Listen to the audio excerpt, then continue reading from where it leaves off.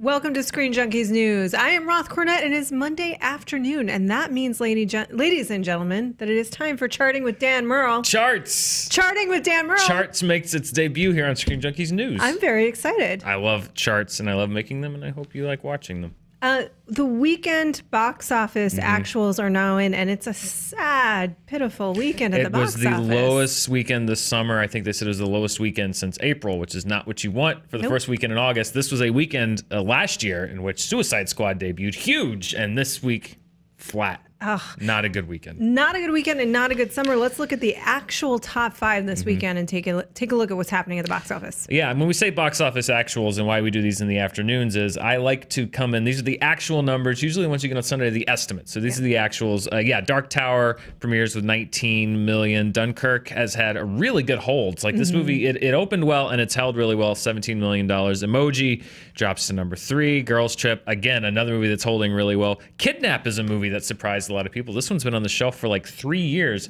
It opens at number 5 with $10 million. 2 movies that are not in the top 5. Atomic Blonde out of the top 5 after 1 week, but the one that we were discussing, Catherine Bigelow's Detroit, it opened not even at number 6. It made about it made over $7 million, but I was looking at this. It had a lower wide opening than Point Break did in 1991, which was a long time ago. It's bumming me out, Dan. And you know what's interesting about when you look at those numbers, they're not good. Yeah. And one thing, like the numbers are low this summer in general, and studios are blaming, among other things, Rotten Tomatoes and the Rotten Tomato scores, which they say that people are more and more reliant upon. But I will say this, that top 5 is a pretty mixed bag when it comes to reviews. Look at Emoji Movie. I mean, well, it's funny though, Emoji Movie and The Dark Tower, both from Sony. Yes. Both, and we know this as critics, were held back from critic screenings until the Wednesday before they open, which means that most of the views hit the Thursday before they open, which means that there wasn't a lot of time for word to get out on those movies. And this isn't a conspiracy theory. The head of Sony Pictures last week said... Strategy. We held this back because it wasn't made for critics, blah, blah, blah. Anyway...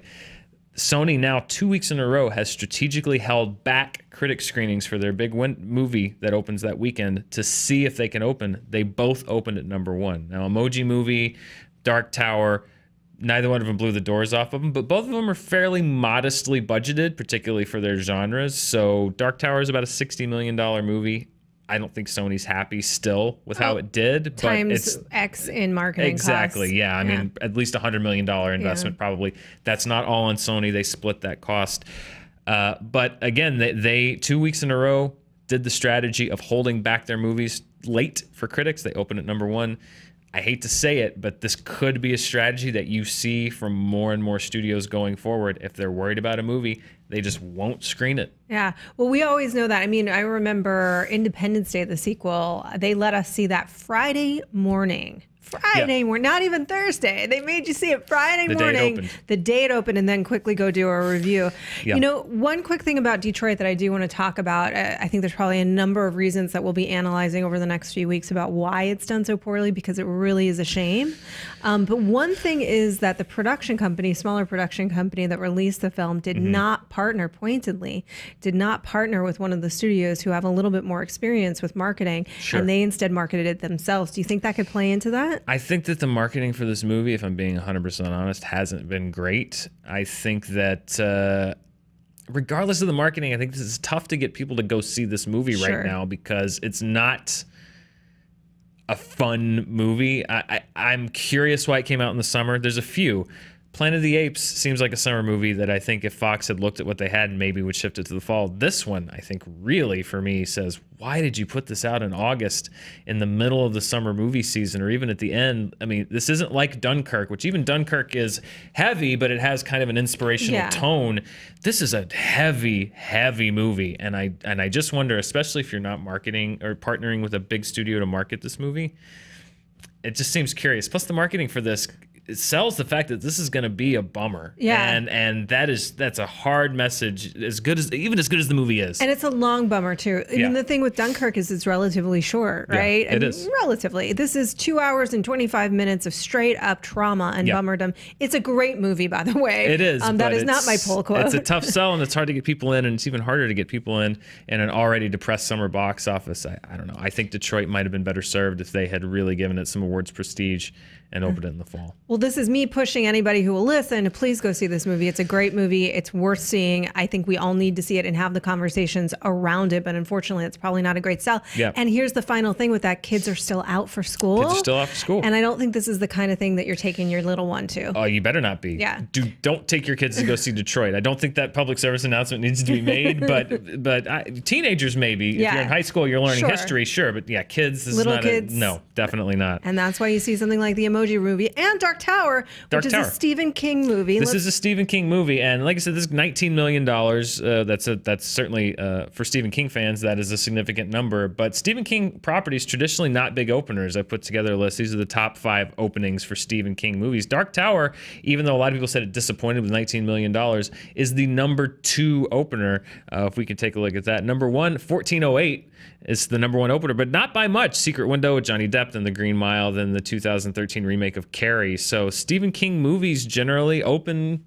That is a surprising list. It is. And none of those, I think, are huge spends from the studios. It seems like the winning formula in a lot of Stephen King movies is budget smartly and maybe you'll make some money. So yeah, Dark Tower, even though it's $19 million, a lot of people seeing it as a flop, still the number 2 opener. Also curious how that'll do sort of over time. I wonder if it'll drop quite a bit or if we'll see actually more. I mean, I think there's not going to be word of mouth. There's not going to be word of mouth because critics have not loved it, of all. No, critics didn't love it. Fans of the books, I think, hated it even more than the critics did. And I don't think it's very bland, very mediocre. And I don't know who this was aimed at, and whomever it was aimed at, I don't think it hit its target. So.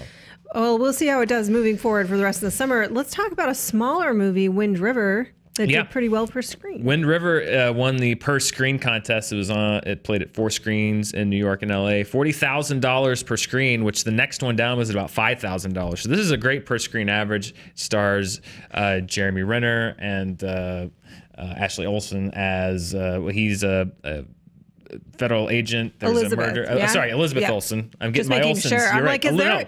I'm like, is really? I get my Olsens mixed up sometimes. Elizabeth Olsen. I had a brain John fart Oliver. there. Me and John Oliver, exactly. There's one of them. Elizabeth Olsen and Jeremy Renner. A great combination in Age of Ultron, by the way. Yes. They're reunited. They're investigating a murder that happens on an Indian reservation. I saw it this weekend. I thought it was really solid. Really good kind of throwback to, it reminded me of those kind of 90s James Patterson mystery movies. This is kind of in that vein. But that did great, $40,000 per screen at 4 screens. It's from Taylor Sheridan, who wrote Sicario and Hell or High Water, which was a breakout movie last summer. Yeah. Hey, just so that the people understand, explain per screen.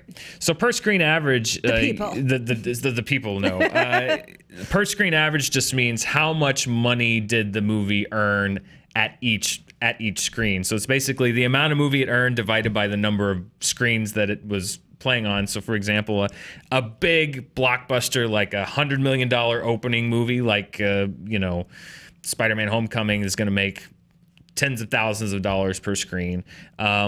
Generally, the smaller indie movies that only open, they're selling out because there are fewer screens, there's fewer chances to see the movies. So you'll see 4 screens, $40,000. That just means that there's a fair amount of interest in that limited range, and it generally bodes well as it expands. The Big Sick was a per screen winner before it expanded nationwide. So yeah, per screen just basically means how much money for each screen that it was playing on did it make. Generally, as you expand the number of screens, your per screen number goes down because not every one of your showings is sold out. Right, exactly. It's going to be curious to see how this does when it expands, and it might be another little engine that we're seeing over the summer. We're seeing a lot of smaller films make larger profits over time. Let's talk about the summer so far, which again has not been great. It hasn't been a great summer box office wise. It's kind of been better quality wise, especially on the back end, but box office wise, we're lagging well behind last summer. Of course, we always do our yearly summer contest here on Screen Junkies, where we talk about what's your top 10 list for the summer. And this is what the top 10 is as of this week. Now, this is U.S. domestic. We're going to talk about international box office in a minute because there's a couple of things I wanted to note. But U.S. domestic summer, of course, Wonder Woman is the #1 movie of the summer. It's going to break $400 million probably today or tomorrow. Guardians of the Galaxy, of course, #2. Spider-Man, Despicable Me 3. There's some big news about that we'll talk about when we look at the box office numbers, because that's low for the U.S., but internationally, that is a completely different story. Pirates of the Caribbean, Cars 3. Dunkirk jumps up 2 spots from last week. Like I said, that's really been holding well. That's under $30 million. Who raise your hands thought that Dunkirk might outgross Cars 3 at the summer box office. That's a very real possibility. Transformers The Last Night drops down 2 spots. Now, that's going to be safely in the top 10, but that's probably going to be the number 9 grosser of the summer. I don't know if a lot of people called that. And then Baby Driver's holding onto the number 10 spot. However, Girls Trip is just $12 million out of that spot. If I had to bet money, I think it's going to be close. But if I had to bet money, I think your top 10 is going to be those 9. And I think that Girls Trip is going to swap out Baby Driver at that number 10 spot. I would have to agree with that. You know, Dunkirk, I'm not that surprised because to me, it's the power of Nolan. He really is this.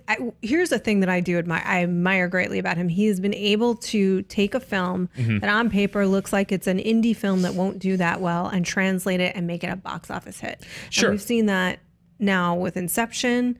Here, like, he just seems to have that gift. He does. I think the thing that I kind of hedged my bets on, because I didn't put it on my top 10 list, was just in that summer arena coming out in July. Sure. You know, Interstellar opened big. That was in the fall. And even then, I think people were it underperformed just a little bit. Inception, I think, was a much more of a mainstream movie for the summer. It felt much more like the summer. I think with Dunkirk, nobody really knew much about it. It's a historical drama. Sometimes those have a hard time getting a foothold. However, this is a movie that is connecting with people, that people are going to see. They're going to see it in IMAX, which helps that it's in those premium large screen formats. And it's an unqualified hit, I think, for Nolan, and it really has connected people, which is great because I think a lot of people are invested in Christopher Nolan and want him to do well outside of just well-regarded movies at the box office as well. Dunkirk is proving to be that box office hit. How are we looking internationally? So international, these are the interesting numbers and the ones that I really wanted to talk about because we talked about Despicable Me 3 here in the U.S., $240 million. It opened what we consider to be low. A lot of people saying Despicable Me 3, oh, what a disappointment. It's not going to make as much as the last one, or it's not going to make as much as Minions. Let's look at the international numbers for Despicable Me 3. First of all, if you had the contest of what is going to be the highest grossing international global movie of the summer, it's Despicable Me 3. It jumped over Guardians of the Galaxy to be the 3rd highest moneymaker internationally this year. Beauty and the Beast, Fate of the Furious, another movie, low gross here in the United States, has made over $1 billion overseas. Despicable Me 3 just passed Shrek to become the highest grossing animated franchise of all time at the international box office. It's made over $3.2 billion. Transformers, that's run out of gas. It barely got over $500 million. This is coming off of Age of Extinction, which is a $1 billion grosser. So for people that thought that maybe the overseas market would kind of bail out The Last Night, I mean, $600 million, that's nothing to sneeze at, but that is a huge drop off for that franchise. So I think there's even more hedging on Transformers now because it doesn't even have that massive international appeal that it once did. Yeah. I'm curious to see where that goes in the future, what Paramount does with that franchise. I will have to say, once again, I hate to argue with your police work here, studios, but that's a very mixed bag when it comes to reviews. So I wonder, I mean, I think this, if you make a big movie and it's really good, people will go see it. That's the formula. You know, make a great movie. Yeah, but I mean, I think you're also seeing that kind of cycle of franchises, which is if you get a franchise, they're gonna be money makers. You're gonna print gold. You're gonna print gold. You're gonna print gold with these franchises. But no, I think you're also seeing how much money it makes. Franchises.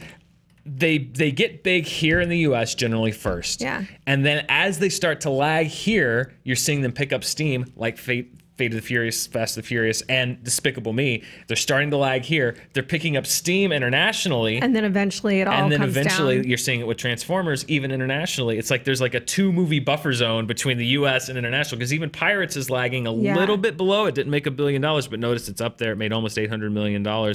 That could maybe even justify one more, but I'm betting that one more is the last one because even internationally. So it's almost like a coming in waves. If it hits the U.S., then it's huge international, and then you start to see it drop off.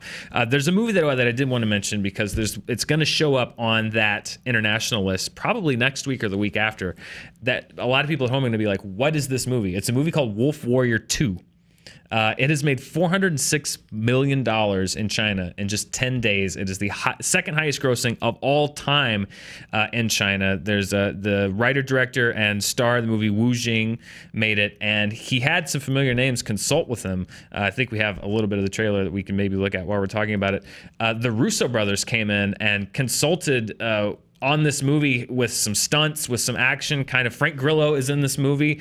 This is a box office phenomenon in China. We're probably looking at a $500 million gross by this time next week. And I think this is something else you're going to see. We've talked about how the performance of U.S. films is emerging as the Chinese box office grows. I think you're also going to start seeing Chinese films show up. There's one called The Mermaid that did great last year.